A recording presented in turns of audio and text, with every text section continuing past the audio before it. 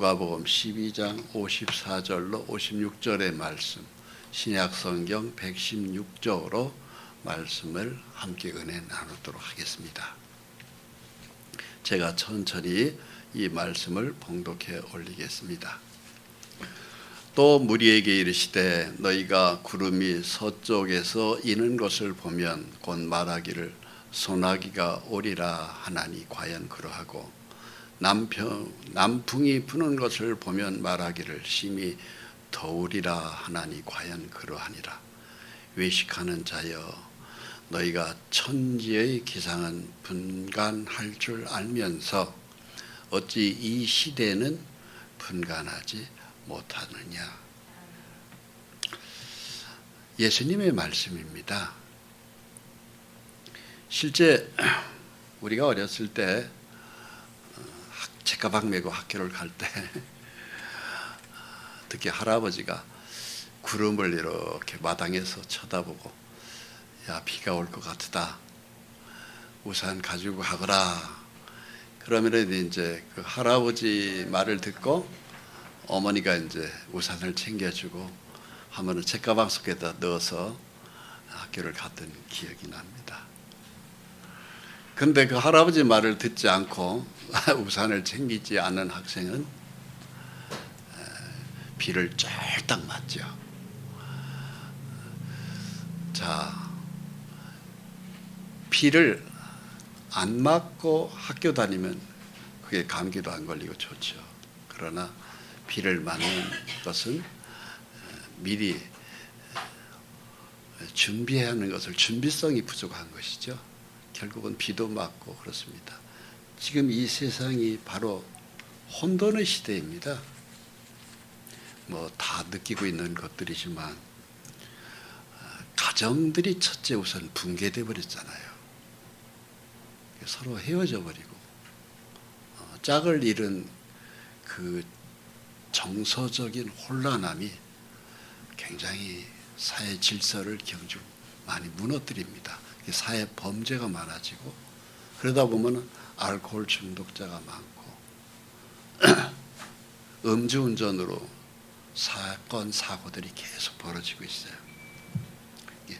많은 사람들이 방황하고 있습니다. 가정이 붕괴되고 사회 질서는 무너지고 그것이 심화될 때 결국은 나라가 위태위태합니다. 그러다 보니까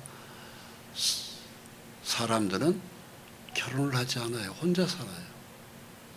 나이 40, 50이 돼도 독신으로 사는 1인 가족이 굉장히 많은 시대예요. 그러니까는 저출산 시대가 자동적으로 올 수밖에 없어요. 그래서 동네에 아파트에 많은 가정들이 살아도 애기 울음소리 듣기가 굉장히 힘든 시대예요. 제가 사는 집도 바로 옆집에 젊은 부부인데 애를 안 낳아요. 그리고 강아지를 키우는 거예요. 새벽기도 나올 때 보면 강아지가 콩콩콩콩 짖어요. 애기 울음소리 대신에 강아지가 우는 시대입니다.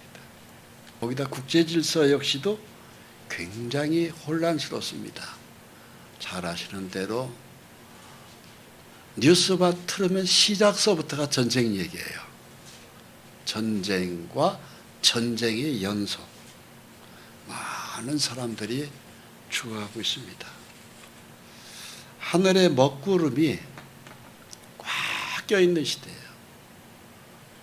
보시는 대로 천기가 먹구름이 꽉 꼈을 때 우산을 준비하지 못하면 비를 쫄딱 맞습니다. 우산을 준비한 학생은 안전하게 비 한 방울 안 맞고 학교를 갔다 올 수 있어요. 어린 아이들이 대략 부모 말대로 그대로 따라가는 아이들은 비를 안 맞아요. 그런데 어른 이야기를 안 듣고 무시하고 사는 사람들은 비를 쫄딱 맞고 세상을 살아갈 수밖에 없어요. 준비성이 부족한 거죠. 비 안 맞는 어린 학생을 본받아야 돼요. 비 쫄딱 맞는 신사를 본받아야 되겠어요? 비 안 맞아야죠. 세상의 환란의 혼돈의 비를 안 받기 위해서는 비를 가려주는 것이 우산이 있듯이 하나님은 우리 믿음의 백성에게 우산 역할을 해주는 분이 계세요. 그분이 바로 뭐냐면은 보혜사 성령님이십니다. 성부, 성자, 성령, 삼위일체 하나님.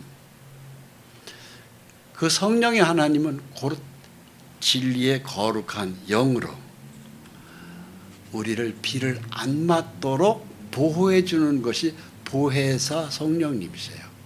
보호하고 은혜를 베풀어 주신다. 그래서 보혜사예요. 또 우리를 도와주셔요.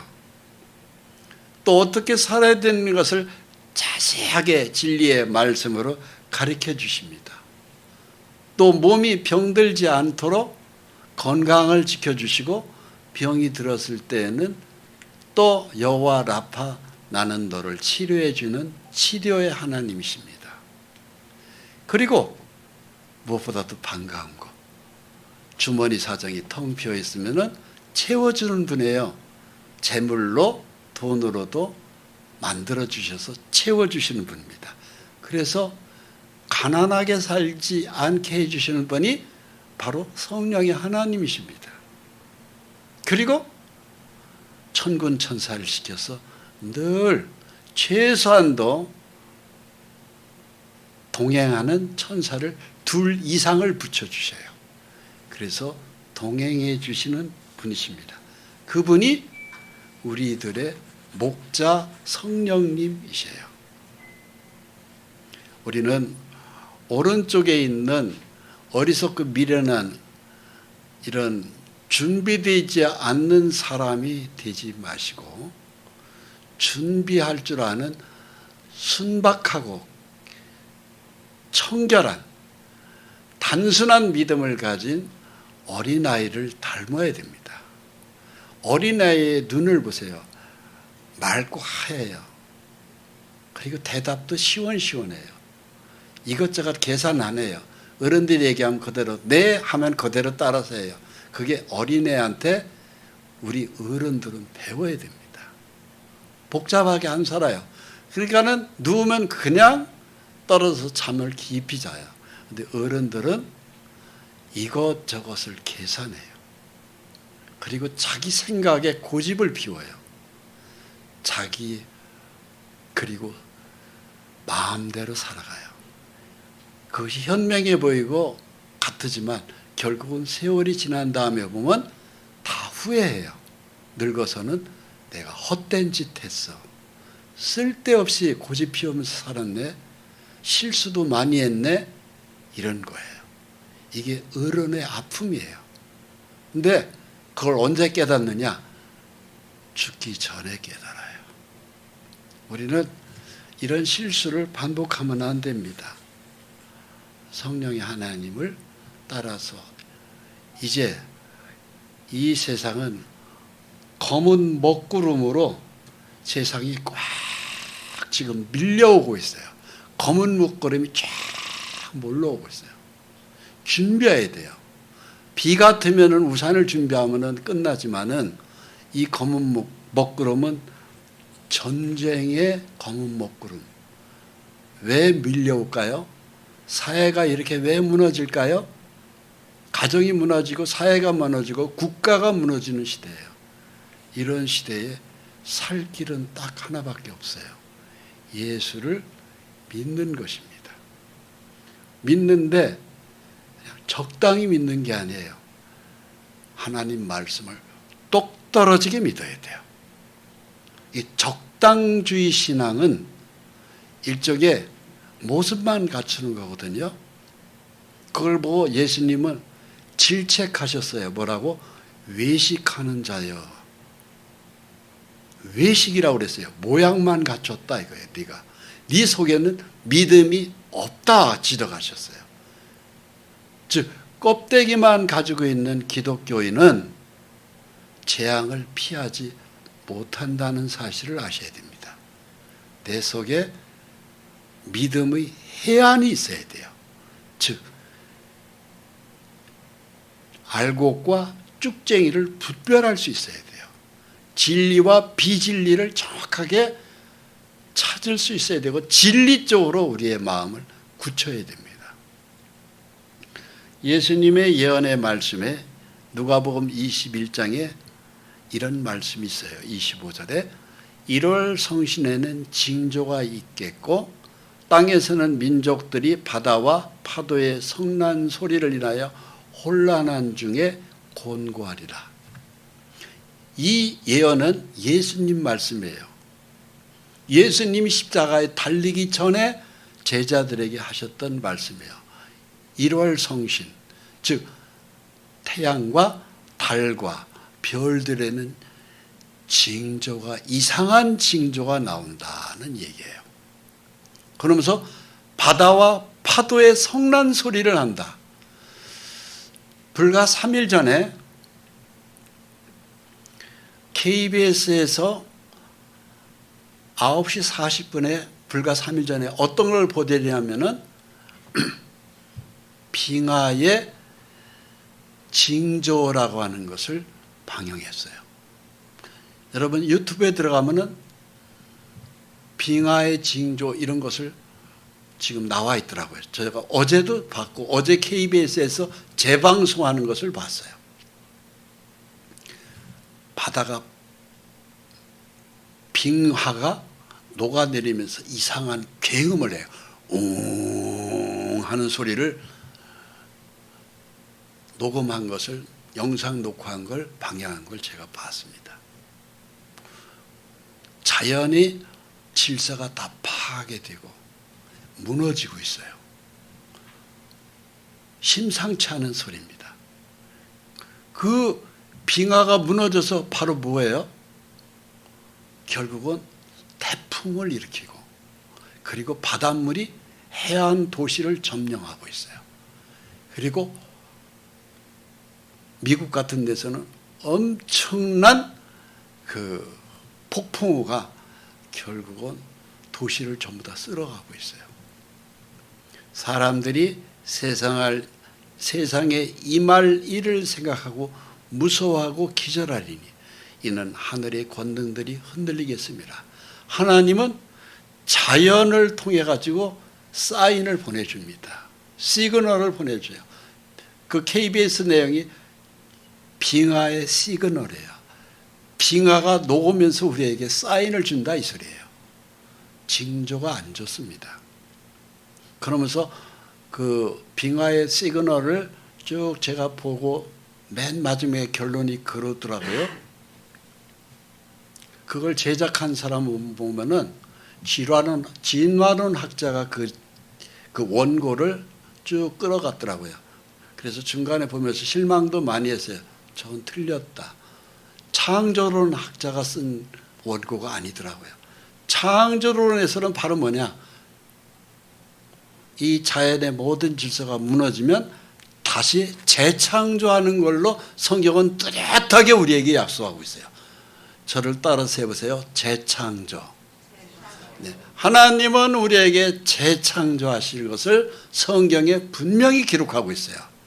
그러니까는 빙하가 녹아지면은 이 지구가 어떻게 될까 하는 것을 가지고서는 KBS 다큐 인사이드, 즉 빙하의 시그널에서는 그 다음은 어떻게 될까 하는 걸 해답이 없어요. 해답이 없어요. 그런데 성경은 분명한 그 다음에 해답이 있어요. 뭐라고 하느냐? 나는 이 지구를 다시 재창조해서 예수 믿은 사람들은 위에서 아름다운 천성으로 천년 왕국을 만들어주겠다. 그리고 그 천년 왕국에 들어가지 못하는 사람은 유황 불무대에 넣겠다는 것이 성경의 정확한 기록이에요. 그리고 그 천년 왕국이 끝나고 난 다음에는 영원한 새하늘과 새 땅을 다시 만들어주겠다. 이것이 성경 맨 끝에 있는 요한계시록 21장의 하나님의 설계도예요. 천지를 지으신 하나님은 정확하게 이 세상을 어떻게 끌어갈 것인가 하는 것을 분명한 청사진을 성경 속에다가 기록해 주셨고, 믿는 사람들은 성경을 읽고 정신을 차리고 살아라 기록을 분명히 하고 계세요. 저는 성경을 많이 본 사람입니다.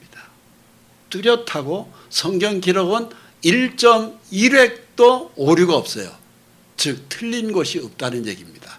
틀림없이 진행되고 있어요. 세상 사람들은 하늘이 권능들이 흔들리는 이런 모습에 기절을 한다고 되어 있습니다. 그때에 사람들이 인자가 구름을 타고 능력과 큰 영광으로 오는 것을 보리라. 예수님이 이 땅에 다시 오십니다. 예수님이 2000년 전에 오실 때를 보고 초림 예수라고 그래요. 다시 오시는 예수님을 재림 예수라고 그래요. 초림 예수는 이사야 선지자를 통해서 고난받는 메시아로 자세히 기록되어 있어요. 예수님 오시기 전에 700년 전에 이사야를 통해서 자세히 기록해 주셨어요. 이렇게 고난을 받을 것이다. 그리고 그 후에는 재림하시는 예수님은 왕으로 심판주로 오신다는 것이, 예수님이 이 땅에 하나님이 두 번 오시는 거예요. 첫 번째 오시는 분은 십자가에서 달리는 예수님, 그 다음에 다시 오시는 예수님은 심판의 왕으로 오시는 예수님이에요. 근데 이스라엘 사람들은 거꾸로 생각한 거예요. 고난받는 메시아 필요 없다. 왕으로 오는 메시아만 오셨으면 좋겠다. 그래서 예수님을 십자가 못 박아 죽인 거예요. 로마 군인을 통해서. 유대인들은 당시 로마의 시저의 포악한 폭정에 많이 시달렸고요. 로마가 세계를 지배할 때니까 저 로마를 물리쳐줄 메시아를 잡고 싶었던 거예요. 그런데 예수님은 아니었죠. 나는 고난을 당하기 위해서 왔다. 즉 너희 죄 때문에 내가 대속의 제물로 죽을 것을 예수님 말씀하셨어요. 그러니까는 성미 급한 유대인들은 저건 가짜다, 죽여야 된다, 거짓이다. 그래서 예수님을 십자가에 못 박아 죽인 것입니다. 그런데 그 죽였던 예수님은 성경적으로 죽으신 거죠. 우리 죄 때문에. 그리고 다시 오시는 예수님은 메시아 왕으로 오시는 거예요. 그때 사람들이 인자가 구름을 타고 능력과 큰 영광으로 오는 것을 보리라. 예수님은 이제 다시 오십니다. 오시는 예수님은 뭘로 오신다고요? 왕으로 오셔요. 무슨 왕으로? 심판하는 왕으로. 무엇을 심판할까요? 모든 사람의 죄를 심판하러 오시는 거예요. 그래서 심판의 주 하나님 앞에 두려움을 가지고 우리는 죄 짓지 않아야 됩니다. 죄를 지었을 때는 하나님 앞에 자백하면 됩니다. 가장 우선해야 될 것은 우리 죄를 위해서 대속해 주신 예수님을 믿는 것이에요. 예수를 믿을 때 우리의 죄가 해결되기 때문에 그렇습니다. 이런 일이 되기를 시작하거든 일어나 머리를 들라 너희 속량이 가까웠느니라 하시느니라. 자, 예수님이 말씀하셔요. 이러한 징조들, 1월 성신의 징조가 있고 파도의 성난 소리로 혼란 소리는 있고 세상은 굉장히 사회 질서가 무너지고 가정이 무너지고 수많은 사람들이 혼돈한 세상이 되었을 때에 이제 시작입니다. 지금 이런 시작의 징조가 나타나고 있어요. 그러면서 주님이 그러셔요. 이런 일이 시작되면 머리를 들어라. 바로 뭐냐? 우리의 속량이 가까웠어요. 즉 주님이 믿는 성도들을 공중으로 끌어당깁니다. 그날이 굉장히 가까웠어요. 이런 일이 벌어질 거예요. 그래서 주님이 공중 재림하실 때 우리는 하늘나라에 가게 됩니다. 이 세상과 이별이 돼요. 좀 이 세상에 많이 아꼈던 것들을 우리는 다 두고 가게 됩니다. 틀림없습니다. 이런 징조의 사인이 벌써 미국에 나타났어요. 이것이 지난주에 미국의 캘리포니아를 덮친 토네이도 다 쓸어버렸습니다. 이 토네이도가 덮치면서 오늘날 그 당시에 미국에 있는 수많은 가옥들이 다 날아가 버렸어요. 이런 것이 자연이 주는 시그널이에요. 사인입니다. 이건 불과 이틀 전에 태풍 18호 끄나톤이 자유중국을 덮친 대형 태풍입니다. 이 태풍 끄나톤이 우리나라에 들어올 줄 알았어요. 근데 어제 뉴스에 나오더라고요. 끄나톤이 이제 온대성으로 저기압의 열등에 이것이 죽어져 버렸다고. 그 대한민국은 이 끄나톤이 닥치기 직전에 소멸되어 버렸어요. 한국은 참 축복의 나라예요. 이게 바로 자유중국의 현상이에요. 다 무너지고 물에 잠기고, 근데 대한민국은 황금 들판입니다. 금년에도 태풍이 한 개도 안 왔어요. 야, 오늘 아침에도 제가 차량을 운행하면서 여기저기를 다닐 때, 야, 우리 눈이 얼마나 휘황찬란하게 하나님이 펼치신 이 아름다운 황금 들판에 감탄사를 일으키는지 몰라요. 여러분, 이런 누런 곡식을 누가 만들어줘요?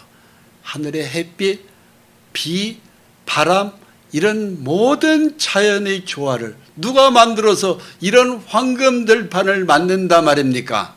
하나님이 만들어 주신 거예요. 하나님께 감사하셔야 됩니다. 하나님께 기뻐해야 됩니다. 감사의 표현을 해야 됩니다. 하나님 감사합니다. 대한민국만 이렇게 풍년이에요. 금년에도 엄청난 풍년입니다. 제가 들판을 나가봤습니다. 뭐 대추고 밤이고 감이고 사과고 배고 엄청난 대풍령이 불었어요. 벼고. 이게 왜 대한민국을 이렇게 축복하셨습니까? 이 땅에 사는 예수 믿는 저와 여러분들이 신앙 때문에 이렇게 되는 거예요. 이게 저절로가 아닙니다. 대한민국 한반도를 반으로 뚝 자르면 위에는 어떻게 형편해요? 북한에 있는 군인들이 먹을 게 없어서 민간인 집을 털고 있답니다. 이게 어제 그저께 뉴스에 나오더라고요. 쌀이 없다는 거예요. 세상이 이렇게 돌아갈 때 북한뿐만이 그렇습니까? 일본도 태풍 열도, 일본 열도를 다 쓸고 가버렸어요. 자유중국 그렇죠. 필리핀 그렇죠. 인도네시아 그렇죠. 중국 그렇죠. 대한민국만 평화롭습니다.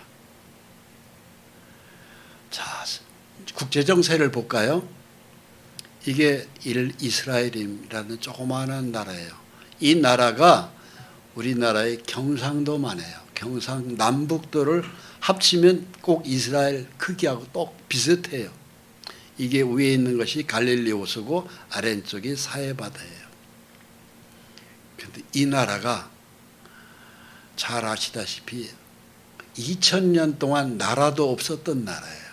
그랬던 이 나라가 1948년 5월 14일 날 이스라엘의 텔아비브 박물관에서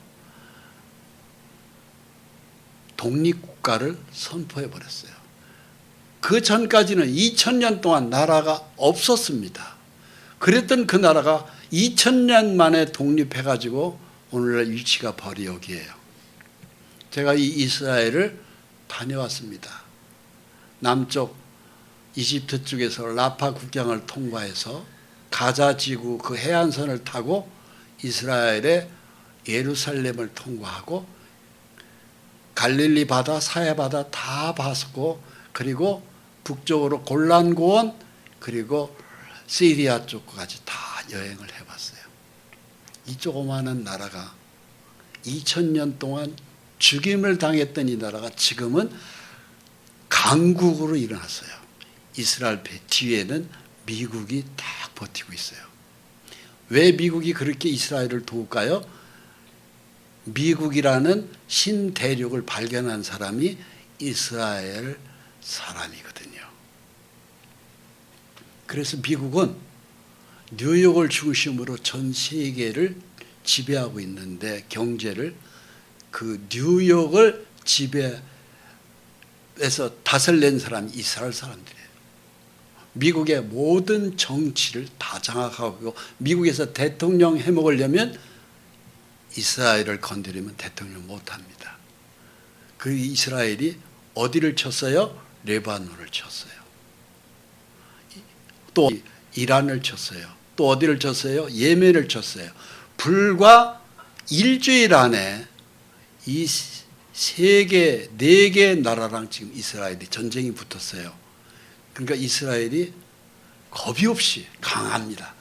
그러니까 미국의 항공모함 2대가 지금, 항공모함 한 대가 웬만한 나라 전체 군사력과 맞먹어요. 항공모함 2대가 이쪽을 향해서 지금 포진하고 있어요. 그리고 이란이 이스라엘을 향해서 탄거리 미사일 180발을 발사할 때 그 중간에서 그 미사일을 전부 다 없애준 것이 미국 군함들입니다. 그런 이스라엘이 지금 이것이 적대 국가예요. 이스라엘 하나만 미국이 지키고 있고, 레바논, 그 옆에 시리아, 이라크, 요르단, 쿠웨이트, 이란, 그 다음에 아랍에미레이트, 오만, 예멘, 다 이게 이스라엘의 대항 세력들입니다. 이집트. 그런데 이 이스라엘을 하나님이 어떻게 해준다고 예언되어 있습니까? 에스겔 36장 10절에 이렇게 2700년 전에 에스겔 선지자를 통해서 이렇게 벌써 예언해 줬어요. 내가 또 이스라엘 사람을 너희 위에 많게 하리니 이들은 이스라엘 온 족속이라. 그들을 성읍들에 거주하게 하며 빈 땅에 건축하게 하리라. 2700년 전 예언인데 엊그제 쓴 것 마냥 딱 들어맞았어요. 이스라엘은 2000년 전에 AD 70년에 로마의 티투스 장군에 해가지고 이스라엘이 폭 망하고 전 세계로 흩어졌어요. 2000년 동안 그야말로 그들은 나라 잃은 민족이 되어가지고 전 세계로 흩어졌어요. 그랬던 그 나라 사람들이 1948년 5월 14일 날 이스라엘로 돌아와서 빈 땅을 건축한 거예요, 실제로. 그리고 거기에 건축에 앞장선 사람이 누구냐면은 이스라엘의 두 번째 대통령 벤 구리온.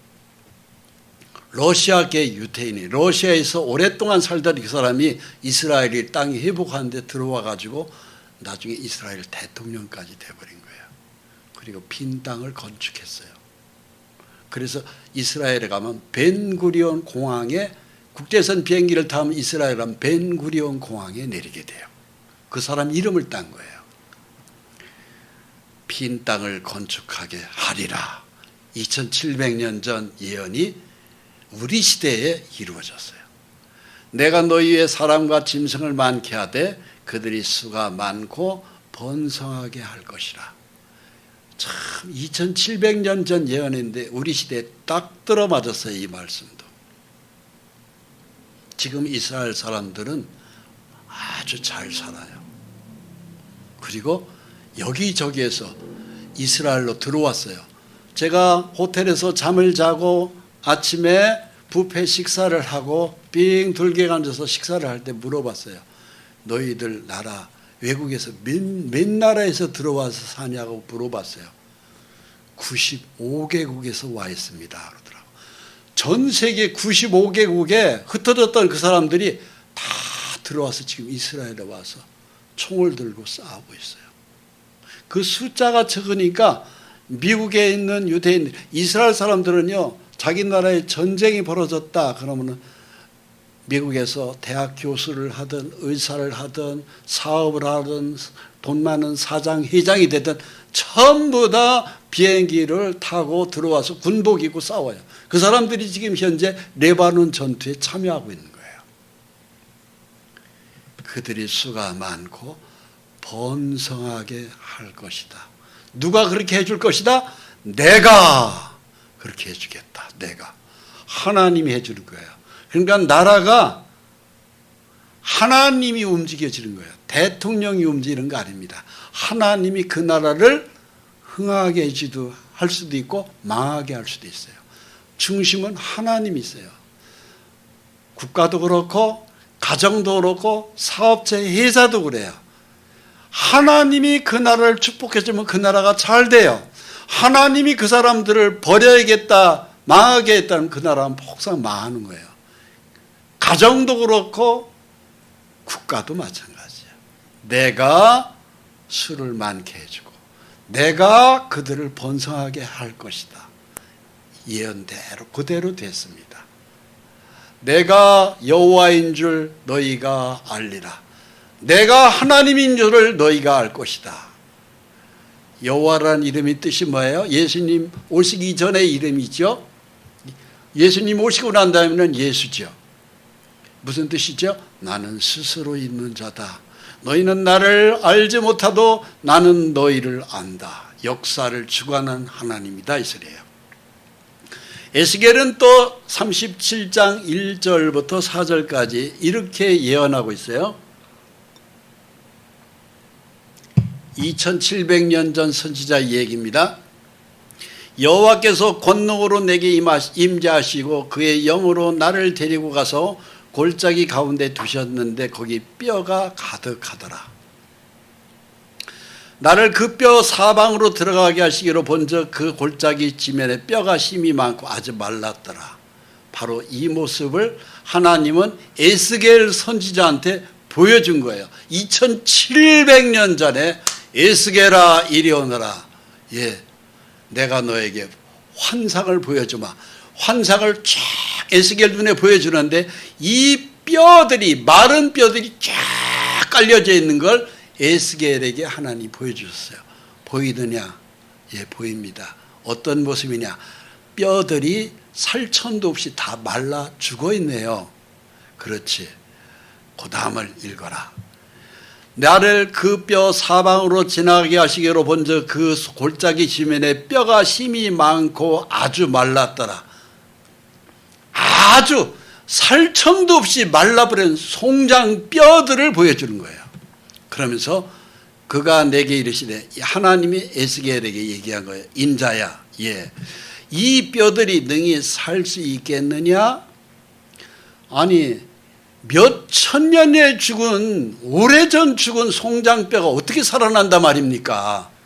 즉 이스라엘이 하나님을 버렸기 때문에, 우상 숭배에 빠졌기 때문에 나는 너희 이스라엘을 이렇게 푹 마른 뼈같이 망하게 했다가 다시 너희가 내 이름을 아는 사람들이기 때문에 너희 나라를 다시 살려주겠다는 것을 환상으로 보여준 거예요.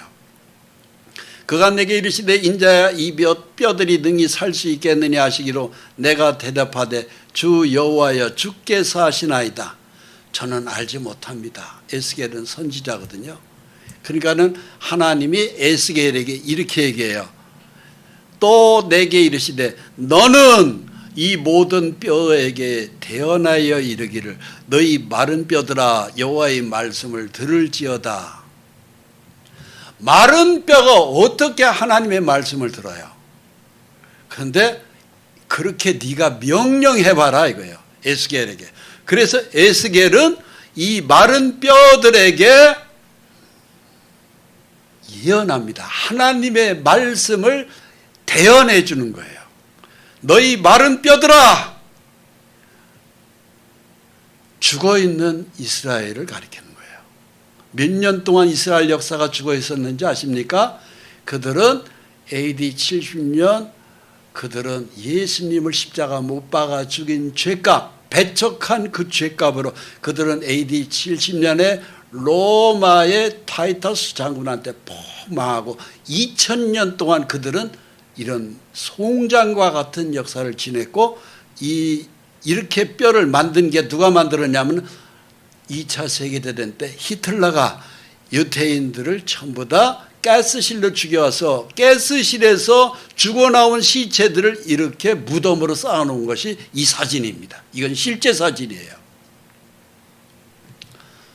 이 마른 뼈들에게 에스겔 선지자가 얘기하는 겁니다. 에스겔 37장 9절입니다.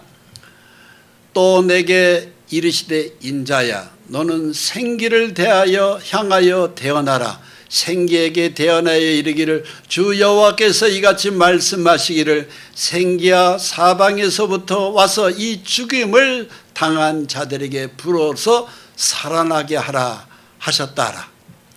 이에 내가 그 명령대로 대언하였더니 생기가 그들에게 들어가매 그들이 곧 살아나서 일어서는데 극히 큰 군대더라. 여러분, 하나님이 좀 에스겔에 얘기한 거예요. 이 마른 뼈들한테 네가 이 생기야 들어가라고 네가 명령해봐라. 하나님이 대언자죠. 그래서 마른 뼈들아 생기야 들어가라. 그러니까 이 마른 뼈들이 생기가 들어가면서 이 죽어있는 송장들이 일어서는 그 모습을 보니까 극히 큰 군대로 이스라엘이 일어날 것을 벌써 2700년 전에 하나님은 에스겔에게 예언해 주셨습니다. 그대로 된 거예요. 그러면서 일어서는 그 이스라엘은 이제는 강한 군대로 일어난다. 강한 군대로 일어나서 이스라엘이 지금 전투하고 있는 걸 매일 요즘 뉴스를 통해서 여러분들 보고 계시죠? 에스겔 37장 12절입니다. 그러므로 너는 대언하여 그들에게 이르기를 주 여호와께서 이같이 말씀하시기를 내 백성들아 내가 너희 무덤을 열고 너희로 거기에 나오게 하고 이스라엘 땅으로 들어가게 하리라. 이대로 됐어요. 2700년 전 예언은 우리 시대에 딱 들어맞았습니다. 내 백성아 내가 너희 무덤을 열고 너희로 거기서 나오게 한즉 너희는 내가 여호와인 줄 알리라. 너희 이 뒤에 나 여호와가 너희 역사를 주관한다.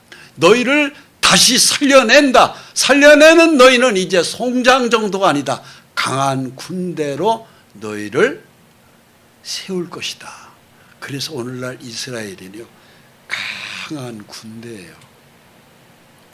에스겔 38장 8절에 보면 여러 날 후 곧 말년에, 말씀은 2700년 전에 에스겔을 통해서 하셨기 때문에 2700년 전에 이 말씀이 떨어졌고 이제 말년에 마지막 때에 내가 명령을 받고 그 땅 곧 오래 황폐하였던 이스라엘 산에 이르리니 그 땅 백성은 칼을 벗어나서 학살에서 벗어나서 죽음에서 벗어나서 여러 나라에서 모여 들어오며, 아까 말씀드렸죠? 제가 이스라엘을 여행할 때 95개국에서 들어왔다고. 제가 그 현지 이스라엘에서 호텔에서 아침 뷔페 식사를 하고 직접 들은 얘기예요. 95개 나라에서 들어와 있어요. 이방에서 나와 다 평안히 거하는 중이라. 이 성경 말씀에 토시 하나도 안 틀리잖아요. 이방에서, 이스라엘 외에 다른 데서 들어온 것을 이방이라고 그래요. 다 평안히 거하는 중이라. 저는 이스라엘을 여행해봐서 알아요. 참 편안하게 잘 살아요. 그런데 들어오던 그들은 바로 뭐냐? 야곱의 남은 자입니다. 야곱이라는 것은 아브라함의 손자 이름이에요. 야곱의 이름을 하나님이 바꿔주셨어요. 뭘로? 이스라엘로 바꿔주셨어요. 이것이 창세기 32장의 야복강에서 야곱의 내 이름이 뭐냐? 야곱입니다. 이름 바꾸자. 뭘로 바꿔주시겠습니까? 이스라엘로 바꾸자. 야곱은 간사한다는 뜻이에요. 이스라엘은 승리라는 이름의 뜻을 가지고 있어요. 현재 이스라엘의 국호는 야곱이라는 사람의 이름에서 딴 거예요. 이스라엘이라는 뜻은 승리입니다. 바꿔주고 난 다음에는 간사하게 살잖아요. 그 민족은 승리하는 이름으로 살고 있어요. 오늘날 이스라엘을 보십시오. 승리입니다. 전쟁에서도 승리입니다. 경제에서도 승리입니다. 미국의 대통령도 자기들이 마음대로 갖고 놉니다. 오늘날 이스라엘이 미국 대통령 선거가 한 달도 안 남았어요. 그런데 굉장히 중요한 시기에 이스라엘은 레바논을 침공하고 계속 밀어지키고 있습니다. 미국 눈치 안 봅니다. 자기 하고 싶은 대로 합니다. 그게 오늘날 이스라엘이에요. 야곱의 남은 자는 많은 백성 가운데 있으리니 그들은 여호와께로부터 내리는 이슬 같고 풀 위에 내리는 단비 같아서 사람을 기다리지 아니하며 인생을 기다리지 아니할 것이라. 이게 바로 뭐예요? 인생한테 기대하지 않는다. 그럼 무엇을 기대하고 뭘 믿고 산다는 거예요? 하나님 한 분만 우리는 바라보고 간다 이거예요. 오늘날 이스라엘이 그런 모습이에요. 사람 눈치 안 봐요. 미국 대통령 눈치도 안 봅니다. 누구 눈치만 봐요? 하나님이 하라면 가는 거예요. 그냥 미사일을 때리라면 때리고 탱크를 밀고 가라면 밀고 가고 폭격을 하라면 폭격하고. 이게 오늘날 이스라엘이에요. 인생을 기다리지 아니한다. 이런 말씀을 보면요, 토시 하나도 안 틀려요. 틀림없이 딱 들어맞으니까 2700년 전 예언의 말씀이 이렇게 똑 떨어지게 말쓸 수 있어요? 야곱의 남은 자는, 즉 이스라엘의 남은 자는 여러 나라 가운데와 많은 백성 가운데 있으리니 그들은 수풀의 짐승들 중에 사자 같고. 여러분, 그 사자의 모습이 어떤 모습이에요? 젊은 사자 같아서요. 늙은 사자가 아닙니다. 이빨이 빠진 사자가 아닙니다. 맹수의 젊은 사자, 이빨이 시퍼렇게 살아있는 젊은 사자로 너희는 만들어줄 것이다. 딱 들어맞았잖아요. 오늘날 여러분 9시 뉴스만 들으면 이스라엘이 돌아가는 장면이 그냥 뉴스에 쭉 나오잖아요. TV에. 젊은 사자의 모습입니다. 만일 그가 지나간 적 밟고 찌질이니 능히 구원할 자가 없을 것이라. 이스라엘을 대항하는 세력은 전부 다 밟고 찢어버리겠다. 누가 그렇게 만들어져요? 하나님이 너희를 그렇게 강한 세력으로, 무장한 세력으로 너희를 세운다. 이게 오늘날 이스라엘입니다. 이스라엘의 탱크는요, 세계 최고를 자랑하는 탱크예요. 기동력과 그리고 발사했을 때 표적에 떨어지는 것이 약간 세계 최고의 탱크가 이스라엘 탱크로, 이 탱크를 가지고 레바논을 침략했습니다.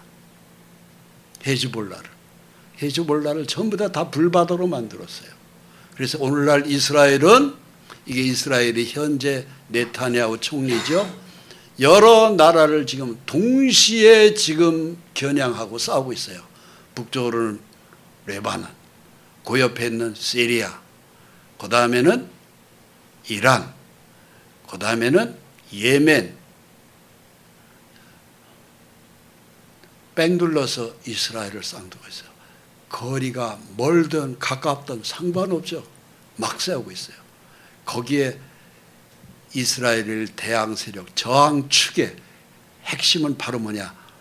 여러분, 호메인이라고 하는 이스라엘의 종교적 지도자예요.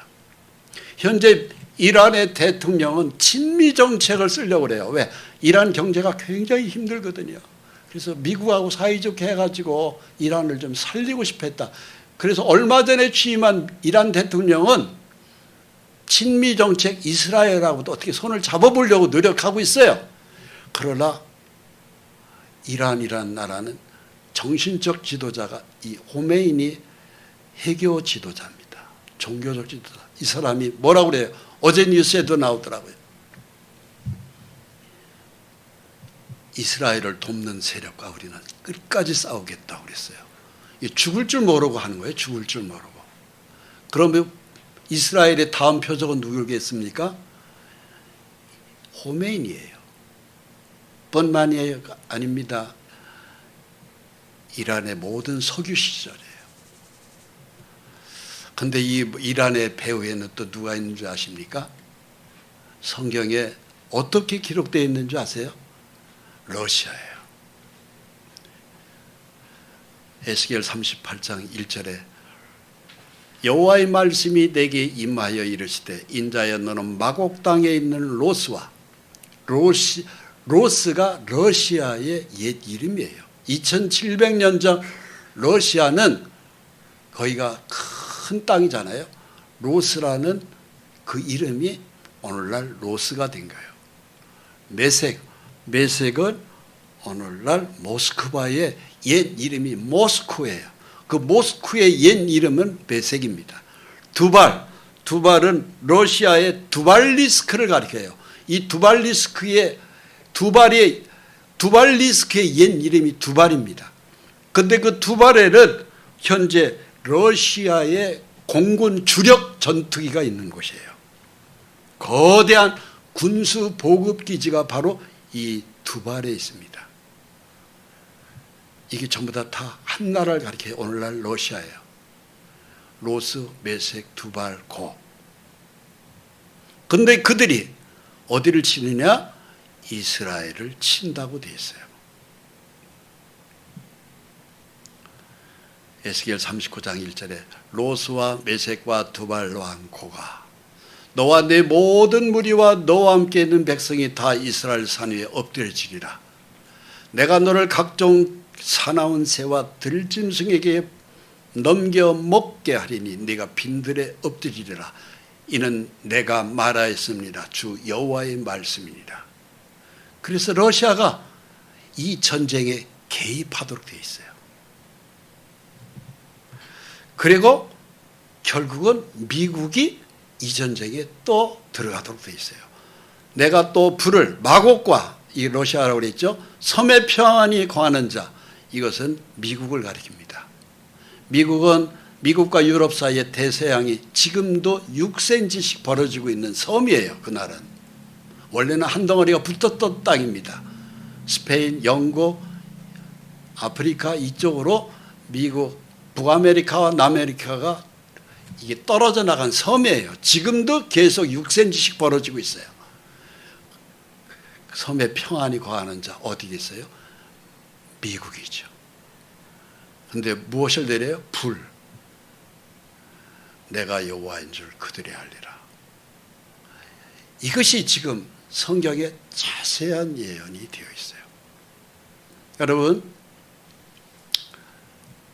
저는 이스라엘 역사를 현장에도 그 나라에도 가봤고 지금 현재 한참 전쟁 중인 골란고원, 그 위에 시리아, 제가 다 가본 거예요. 제 발로 걸어다니면서 다 봤어요. 그 골란고원을 기점으로 이스라엘의 탱크가 레바논을 밀고 들어가고 있어요. 거기에 제가 가봤을 때 이스라엘 탱크가 그쪽으로 4,000대가 있더라고. 그 얘기를 들었습니다. 제 현장으로 눈으로 봤고 그 탱크가 지금은 레바논으로 헤즈볼라 쪽으로 들어가고 있어요. 가자 지구는 이미 다 콩가루 만들어 버렸습니다. 이제는 레바논 시리아입니다. 그리고 이스라엘의 미사일은 이란으로 향하고 있어요. 이제 카운트다운 오늘 내일 하고 있어요. 어떻게 전쟁을 전개할지 모를 정도로 전 세계가 이것이 과연 3차 세계대전으로까지 그냥 발전시켜 나갈 것이냐, 그건 저도 잘 몰랍니다. 그러나 성경 예언은 결국은 러시아가 이스라엘을 친다고 되어 있어요. 그럼 미국은 자동적으로 러시아를 치도록 되어 있어요. 그 전쟁의 끝은 핵전쟁이 아닙니다. 왜 핵전쟁이 아닌 줄 아세요? 모든 것을 하나님이 다 태우는 거예요. 불로. 그런데 병사들이 시체를 짐승들이 먹는다고 되어 있어요. 그래서 이 전쟁은 핵전쟁이 아닙니다. 핵전쟁에서는 병사들 시체가 한 첨도 안 남아요. 새가 뜯어먹을 살점이 없습니다. 이 전쟁은 화학전쟁이에요. 그 후에 중국의 군대가 이스라엘을 또 쳐요. 거기서는 핵무기가 다 터져요. 인류의 3분의 1이 1시간 안에 다 끝나도록 되어 있어요. 지금 때가 이런 때에 저와 여러분들이 숨을 쉬고 살고 있습니다. 누가복음 18장 8절에 예수님 말씀하셔요. 내가 너에게 이르노니 속히 그 원한을 풀어주시리라. 그러나 인자가 올 때에 세상에서 믿음을 보겠느냐 하시니라. 예수님이 지상재림하셔요. 그런데 예수님이 오시는데 믿음들이 없는 거예요. 사람들이 믿음이. 지금 이 시대가 믿음이 없는 시대를 살아가고 있어요. 우리가 예수님을 만날 준비들을 안 하고 사는 시대예요. 이게 가슴 답답한 시대예요. 주님은 오시는 소리가 저벅저벅 지금 들리고 있는데 사람들은 그 소리를 무시하고 살아요. 오려면 오라는 거예요. 내 마음대로 살겠다 이거예요. 내 고집대로 살겠다는 거예요. 내 혈기대로, 내 감정대로 내가 살아가는 것이 그냥 나는 꺾지 않겠다는 거예요. 하나님 말씀은 상관없다는 거예요. 내 방식대로 그냥 살고 말 거라는 거예요. 죽으면 그 다음에는 생각 안 해요. 그 다음에 세계가 있는데 천국과 지옥이 있는데 그런 거 신경 안 써. 난 내 눈앞에 보이는 것이 최고야. 이거예요. 얼마나 인생들이 미련하게 사는지 아십니까? 정신 차려야 됩니다. 믿음을 가져야 돼요. 지금 이 시대야말로 믿음을 가져야 됩니다. 두 맹인이 예수님을 쫓아왔어요. 예수님에 대한 이야기를 많이 들었습니다. 멀리서 예수님한테 가면은 내가 눈을 뜰 수 있다. 그래서 막 사람들이 지팽이를 짚고 오는 거죠. 사람들이 우성우성 예수님 앞에 갔습니다. 예수님이 딱 보니까 자기를 찾아서 온 거예요. 너희가 내가 네 눈을 떼줄 걸 네가 믿느냐? 그러하이다. 믿습니다. 그 예수님 뭐라고 하셨어요? 내 눈을 떠라. 바로 그렇게 하셨어요? 아니요. 네 믿음대로 되라 그랬어요. 네 믿음대로. 그 사람이 그 두 맹인이 믿음이 있었기 때문에 눈이 떠진 거예요. 믿음이 없으면은 눈이 안 떨어집니다. 기적은 안 벌어지는 거예요. 마태복음 9장 29절입니다. 예수께서 거리기에서 떠나가실 때 두 맹인이 따라오며 소리질러 이르되 다윗의 자손이여 우리를 불쌍히 여기소서 하더니 예수께서 집에 들어가시매 맹인들이 그에게 나오거늘 예수께서 이르시되 내가 능히 이 일을 할 줄을 믿느냐 대답하되 주여 그러하오이다 하니 이에 예수께서 그들이 눈을 만지시며 이르시되 너희 믿음대로 되라 하시니 그들이 눈이 밝아진지라. 네 믿음대로 되라. 이 두 맹인이 믿음이 없었으면 눈은 안 떠집니다. 믿음이 있었기 때문에 눈이 떠진 거예요. 여러분 이 말씀에서 우리가 정말 깨어 있어야 됩니다. 내 믿음은 어떤 믿음이냐 하는 거예요. 과연 내 어려운 사정을 도와주는 하나님에 대한 믿음이 있느냐 이거예요. 내 병을 치료해 주는 하나님을 믿고 있느냐 하는 거예요. 내 가난한 재정을 채워줄 수 있는 부유하게 할 수 있는 그 하나님을 믿고 있느냐 하는 거예요. 내 고독을 채워줄 수 있는 위로해 주는 하나님이 나한테 믿음이 있느냐 하는 거예요. 나를 가르쳐 주시는 하나님의 말씀을 내가 붙들고 있느냐 하는 거예요. 보혜사 성령의 하나님은 우리를 구체적으로 도와주실 분입니다. 병들었으면 고쳐줄 분입니다. 재정도 가난하면 채워줄 분입니다. 위로해 주실 분입니다. 늘 행복한 웃음을 터뜨려 주실 분입니다. 그 믿음이 있느냐 하는 거예요. 보혜사 성령님에 대해서 확실한 믿음을 가지고 있느냐 이거죠. 이러한 세계의 정세가 이렇게 돌아가는데 과연 나는 주님 오실 날을 기다리고 있느냐 하는 거죠. 정신 차려야 됩니다.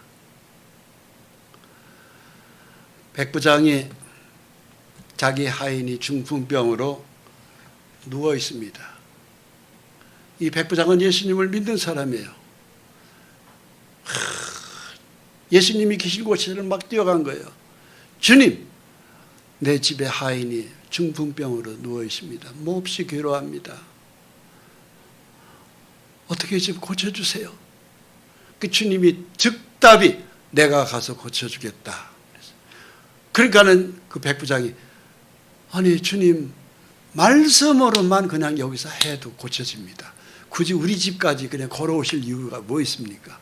주님은 말씀으로도 다 말씀만 여기서 내 하인을 고쳐주세요. 그러면 낫습니다. 그 백부장의 믿음은 우리가 본받아야 될 믿음이에요. 예수님이 뭐라고 그랬어요? 그 백부장 보고 내가 이스라엘을 전체를 이런 믿음을 내가 보지를 못했다.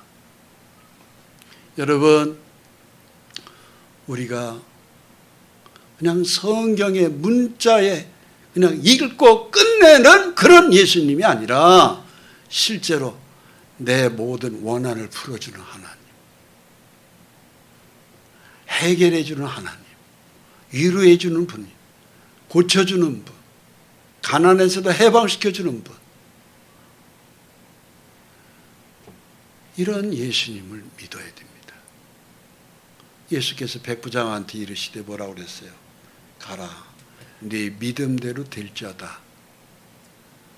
그 즉시 하인이 나으니라고 그랬어요. 여러분 믿음대로 되는 거예요. 믿음대로.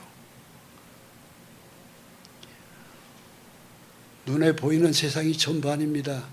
보이지 않는 하나님에 대한 선명한 믿음이 내 속에 가슴에서 생명의 주님으로 꿈틀꿈틀대야 돼요. 믿음은 바라는 것들이 실상이요 보이지 않는 것들이 증거라고 그랬어요. 바로 무슨 소리죠? 네 믿음대로 실제로 열린다 이거예요. 모든 것이 펼쳐진다 이거예요. 히브리서 11장 1절 말씀입니다. 여러분 그런데 하나님께서 뭐라고 그래요? 인자가 올 때 세상에서 믿음을 보겠느냐. 지금 우리는 엄청난 혼란스러운 시대에 살고 있어요. 여러분 우리 눈에 보이는 세상만을 쫓아서는 믿음이 초점을 맞추기가 굉장히 힘들어요. 왜? 세상은 전부 다 무질서 속에서 지금 혼돈 속에서 좌우를 분별하지 못하는 마치 아시리아의 니느웨 성읍들과 같이 사람들이 많다 할지라도 믿음 가진 사람을 참 찾기가 굉장히 힘든 시대에 살고 있어요. 오늘 우리만이라도 정확한 믿음으로 초점을 세상 눈에 보이는 것으로 전부 잡지 마시고 하나님 말씀에 붙들려야 돼요. 그랬을 때 주님이 오십니다. 이사야 53장 5절 말씀입니다. 그가 찔림은 우리의 허물 때문이요 그가 상함은 우리의 죄악 때문이라. 그가 징계를 받음으로 우리는 평안을 누리고 그가 채찍에 맞음으로 우리는 나음을 받았도다. 즉 우리의 모든 죄 문제를 다 깨끗이 정리해 주시는 분이 예수님입니다. 즉 우리의 죄 때문에 십자가에서 피 흘려 죽으신 거예요. 이것이 믿어져야 돼요. 두 번째, 사람들이 당하는 고통은 십자가는 두 가지를 해결해요. 하나는 죄의 해결, 하나는 병의 해결, 하나는 가난의 해결이에요. 이 문제를 예수의 십자가 안에서 우리는 다 해답을 찾아야 돼요. 그가 채찍에 맞음으로 우리는 나음을 받았도다. 이 말씀은 바로 뭐예요? 예수님이 우리가 받아야 될 채찍을 대신 맞은 거예요. 왜? 우리가 병치를 하니까 병으로 많은 고통을 받고 있으니까, 아파하니까, 질병이 있으니까 그 모든 질병을 마귀는 우리한테 집어넣지만 예수님은 그 병의 채찍을 예수님이 다 맞으신 거예요. 그래서 내가 병에 걸리면서 허덕거릴 필요가 없는 거예요. 병 문제를 완전히 해결해 준 거예요. 예수의 십자가의 피는 바로 내 병에 대한 해결이에요. 저를 따라서 그가 채찍에 맞음으로 우리는 나음을 받았도다. 여러분, 병의 고통의 아픔이 있습니까? 이 말씀만 가지고서는 평안이 올 때까지 계속 입으로 선포하십시오. 그가 채찍에 맞음으로 나는 나음을 받았도다. 그가 채찍에 맞음으로 나음을 받았도다. 그가 채찍에 맞음으로 나는 나음을 받았도다. 이 말씀을 계속 평안이 올 때까지 10번도 좋고 20번도 좋고 100번도 좋고 계속 해보세요. 그럼 병마가 우리 속의 마음에, 우리 몸의 질병을 넣었다가도 떨어져 나갑니다. 할렐루야. 여호와께서는 우리 모두의 죄악을 그에게 담당시키셨도다. 할렐루야. 대신에 이 기도의 선포는요, 평안이 올 때까지 하세요. 평안이 올 때까지. 죄의 고통으로 많은 양심의 괴로움이 있습니까? 그가 찔려면 나의 죄악 때문이다. 그가 채찍에 맞음으로 우리는 나음을 받았다. 이 말씀만 가지고 평안이 올 때까지 계속 선포해 보세요. 귀신이 떨어져 나갑니다. 죄에서의 신음이 끝나버려요. 복음으로 하나님은 우리를 평안케 해줘요. 누가복음 12장 37절에 주인이 와서 깨어있는 것을 보면 그 정도는 복이 있으리로다. 혹 2경이나 3경 깊은 밤에라도 주님이 이제 오실 날이 저벅저벅 발소리가 들리는 시각에 살고 있어요. 깨어있는 자가 복이 있습니다. 그런즉 깨어있으라. 너희는 그날과 그때를 알지 못하느니라. 몇 년 몇 월 며칠이라는 걸 모릅니다만 주님 저벅저벅 멀리서 오시는 그 발소리가 매우 가깝게 지금 와 있는 시대예요. 주님 오실 날 우리는 당황하지 말고 주님을 맞이할 준비를 해야 돼요. 뭘로? 믿음으로 준비해야 됩니다. 할렐루야. 믿음으로 깨어있을 때입니다. 기도하겠습니다. 거룩하신 하나님 감사합니다. 보혜사 성령의 하나님, 주님 이 땅에 이제 심판주로 오실 것을 예언의 이사야 말씀과 에스겔 말씀, 또 주님이 이 땅에 오셨을 때 우리에게 제자들에게 말씀하신 그대로를 하나님 저에게 풀어주시고 보여주시고 들려주시고 마음에 믿게 해주심을 감사합니다. 잠자는 신앙이 아니라 깨어있는 신앙으로 언제라도 주님 오셨을 때 주님 제가 여기 있습니다. 반갑게 주님을 맞이하는 신앙으로 우리 모두를 축복해 주시옵소서. 예수 그리스도의 이름으로 기도합니다. 아멘.